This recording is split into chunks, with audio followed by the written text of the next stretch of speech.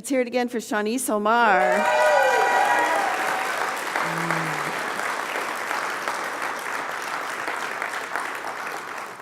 You move us with your music, with your voice. Thank you for that.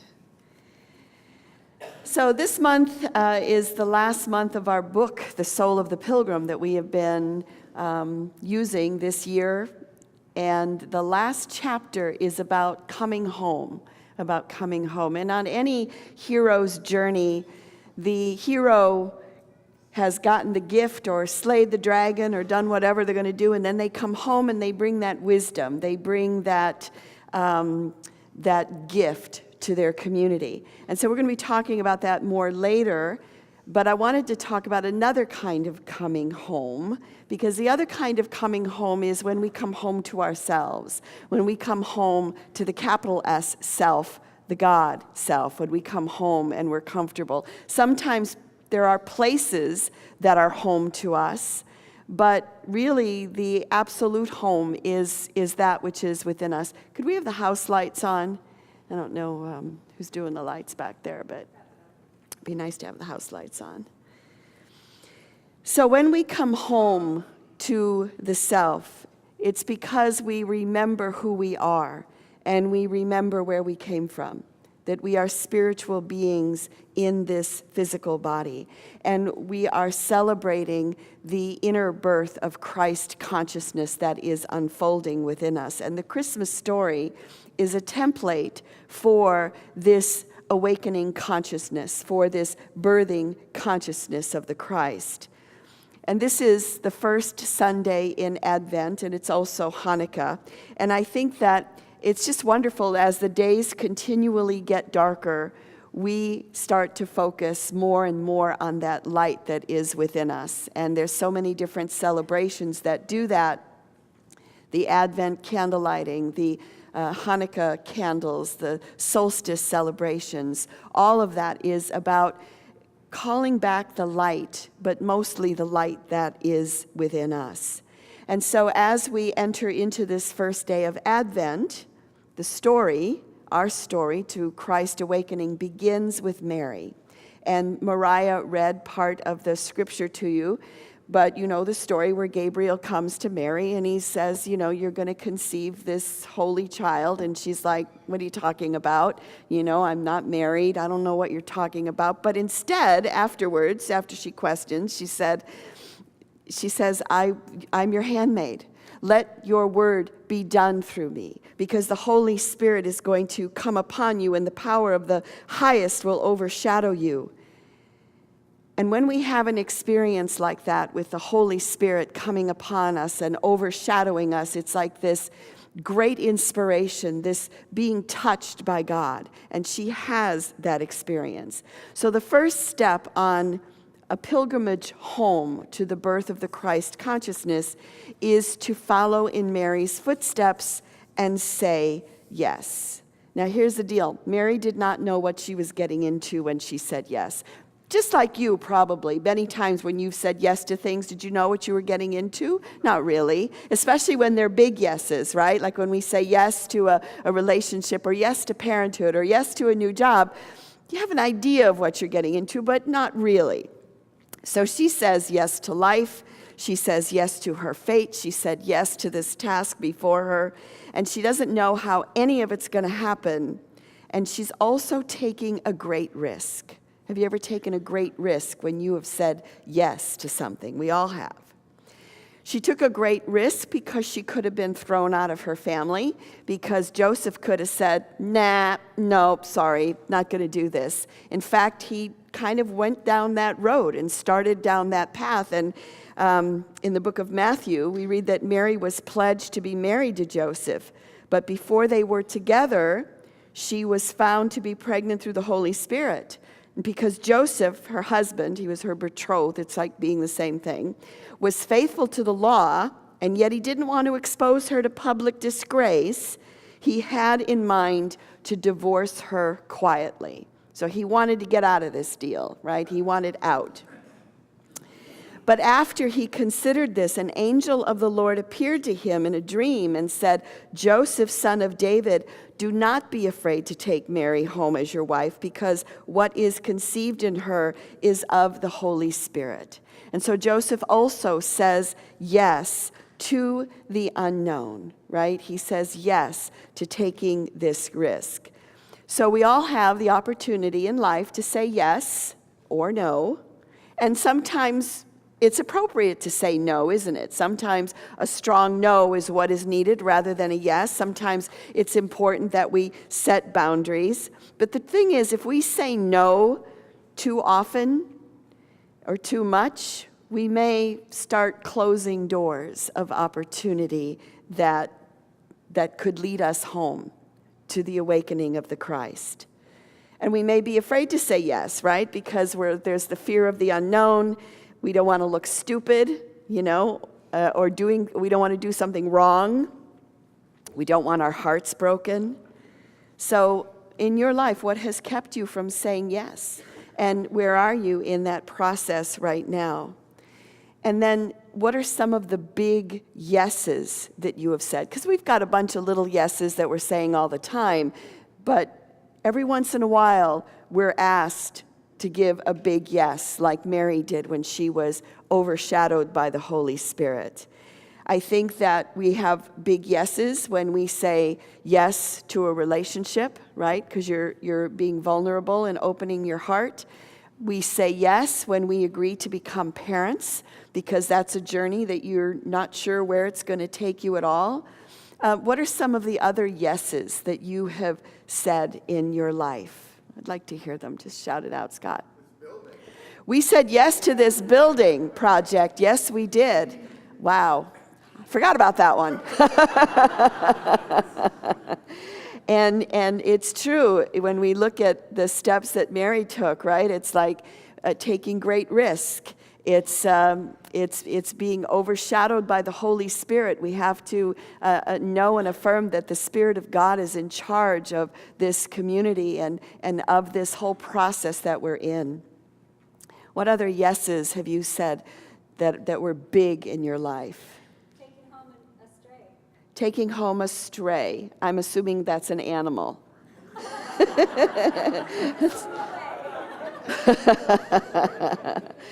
Yeah, when you say yes to bringing home a dog or a cat or whatever it may be, it changes your life. Diane can attest to that. She's got a puppy. She's up all night with the puppy. So those are other yeses that we say. What about a new job, right? When you've agreed to take on a new job and you don't know what it is, or maybe a great trip, a great journey, or retiring. All of those are yeses that are going to change our life, and we don't know how that's going to happen.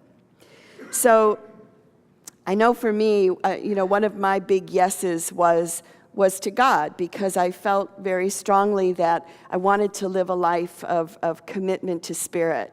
And I really didn't know what that looked like, but I said yes to it. And I never actually thought about becoming a minister as a kid. That's not like was ever on my radar. I didn't grow up seeing women ministers in my church at all. And I ended up, as many of you know, I lived in an ashram for a year, and I thought that was my path, but that was in the late 70s when yoga was weird. People would say, oh, you're doing yogurt? No, I'm doing yoga, whatever that is. And my parents were concerned about me because they thought I was in a cult, and everybody had names like Krishna and Shakti Devi, and, my parents were like, ooh, it would be nice if you left that place. And so I did, because I thought, well, if I was meant to be a Hindu, I would have been born in India, which I wasn't. And I found unity through a course of events that happened. And when I was in Kansas City, I attended a class, Lessons in Truth. And I'm sitting in the class, and they said, God is more than can be defined. And I went, oh, okay, so that's Brahma, I get it. And then they said, and God is in all beings, and we call it the Christ. And I'm like, oh, that's Atman, I get it. And I thought, this is where I belong. This is my home. I'm supposed to be here. The thing is, I applied for ministerial school, but I didn't really have any of the qualifications that you're supposed to have. Like, I never joined a church, little things like that. So I wrote down the minister's name of a really big church, thinking, well, he's got so many people, he won't know who's who, so why not? And he called me in and he said, Karen, you put me down as a reference. I don't have any idea who you are. And he said, what I've seen of you, you are not minister material at all. And he said, and I'm going to write that on your application. I said, that's fine, And I just sort of kept it to myself, and I took my classes and did what I had to do. And, I got in, and I wasn't supposed to, but I did get in, and I got ordained in the whole 9 yards. And interestingly enough, like 7 or 8 years later, I ended up on a licensing and ordination committee with the minister who had rejected me. And so we were interviewing students, and when one left the room, he said, so another minister asked him, so do you think that person's going to be successful in ministry? And he goes, I have no idea, because I've learned never to figure it out. But my point is that I said yes to God, and then the path opened for me, right? Even despite all outer appearances. And there's a second part to this story with Mary, because when she says yes, she does not shout it from the mountaintop. She does not run around town and say, hey, everybody, guess what happened to me? And guess what I'm going to do? She did not run around and tell anybody. In fact, the first thing she did was to go and visit her cousin Elizabeth. And she stayed with Elizabeth for 3 months. And she went to the one person who would understand what she was going through and who would believe in her and who would support her. So when we have a big dream or when we have a big calling, it's good to keep it close to the vest or to share it with that 1 or 2 people that you know are going to see it in you and are going to support you. So when I was, again, applying for ministerial school, I think I told 2 people. And these are 2 people that I knew saw something in me. And I never said a word to anybody else. And so there was great shock when it went around that I got in. So, but anyway, if you have a big dream, it's important to keep it holy, to keep it till it can take root, right? So Mary's pregnant. She stays there for 3 months until it takes root, until the idea takes root in you. Jesus spoke to this in the book of Matthew when he said, don't give dogs what is holy. And do not throw your pearls before swine, lest they trample them underfoot and turn to attack you. I mean, that's a bit strong, but the idea again is, if you share your wonderful ideas and you've got this great idea and you share it with the wrong people, they can trample it, right? Have you ever had an idea like that where you hadn't really had it taken root and then it just kind of disappears, it just sort of dissolves, it just sort of is no longer there. So we follow in Mary's footsteps by holding that. I experienced this when I was in my teens and I wanted to travel, and so anybody that would listen, I'd say, I'm going to travel to England, and I'm going to travel here, and I'm going to travel there, and I'd make plans and they would fall apart, and I'd make plans and they would fall apart. And it got to the point wherever I would bring it up, people would just roll their eyes and go, yeah, Karen, we get it. So that when I finally did make plans to travel for real, nobody actually believed me. I said, I'm going to Africa. And they're going like, yeah, right, you're going to Africa. I go, no, next week. Yeah, right, next week. And then they're like, where did you go? You were gone. I was like, I went to Africa, I told you. But so, and another important part of this story is that the power of the Holy Spirit overshadowed her, right?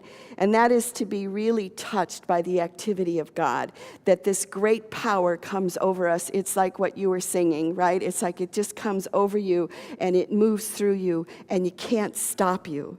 And perhaps you have a dream and you have no idea how you're going to make it happen. But allow yourself to be overshadowed by the Holy Spirit. The Holy Spirit is the activity of God that moves through us. I love what Joel Osteen said about the Holy Spirit. He said, when you are overshadowed by the Holy Spirit, that God is going to breathe in your direction, and supernatural things begin to happen. How are you going to get well? The power of the Most High is going to come upon you. How are you going to manifest your dream? The power of the Most High is going to come upon you. How are you going to get through this problem or situation that you're in? The power of the Most High will overcome you. So we're all on this journey to return home. And part of that is saying yes. Little yeses and big yeses. And when we do, we're going to take a risk. Mary took a big risk. So what is it that you need to say yes to in your life right now? You don't have to answer that, but just sit with that for a moment. What is it that you need to say yes to? And maybe it's not a great big yes. Maybe it's just a small yes. But what is it that you have to say yes to? And who can support you in that? Who's going to support that dream? Who believes in you? And if you have no one in your life who can see that or believe that in you, we have chaplains here, and they are trained to see that Spirit of God within you, that spirit of potential in you, and I invite you to share that dream with them. Because the truth is, we're all Mary, and we're all on this pilgrimage. We're all on this journey to awakening to the Christ. So, closing prayer.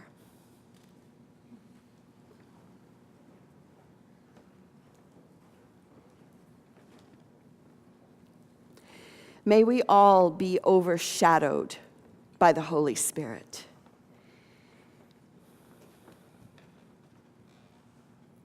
May we be overshadowed, and may we say yes. Yes to this great adventure, to remembering who we are. Yes to the impossible, to miracles, to the Spirit of God going before us and making the way clear. For we are all Mary. We are all Mary.